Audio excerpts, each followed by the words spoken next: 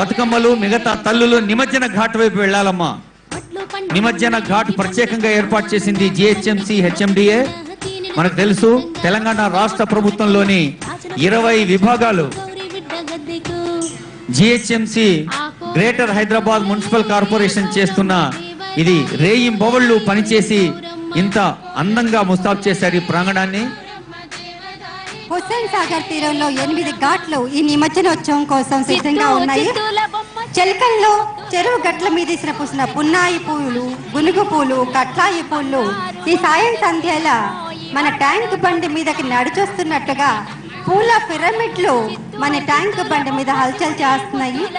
మరి మహిళలందరూ కూడా ఈ బతుకమ్మ వేడుకల్లో రంగరంగ వైభవంగా రంగుల పండుగగా పూలన్నీ కలిసి రకరకాల పువ్వులు పూల పుప్పొడిని మన మీద ఆశీర్వచనంగా అందిస్తున్నట్లుగా మరి నిమజ్జనోత్సవం కోసం ఈ బతుకమ్మ ఒక్కసారి చూడండి. గౌరవనీయులైన గవర్నర్ గారు, గౌరవనీయులైన సీఎం గారు, మరి ఇన్ని కిలోమీటర్ విమలా నరసింహన్ గారు, గౌరవనీయులైన శ్రీమతి చంద్రశేఖరరావు, శ్రీమతి శోభా చంద్రశేఖరరావు గారు మరి ఆ బిడ్డలిద్దరిని దీవిస్తున్నారు.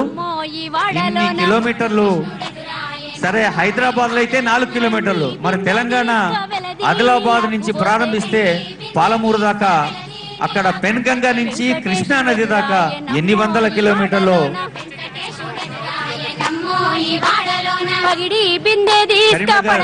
జడ్పీ చైర్పర్సన్ గా ఉన్నారు, వారికి కూడా శుభాకాంక్షలు అందిస్తున్నారు పెద్దలు. Kindly pave the way for అలంకృత శకటాలు.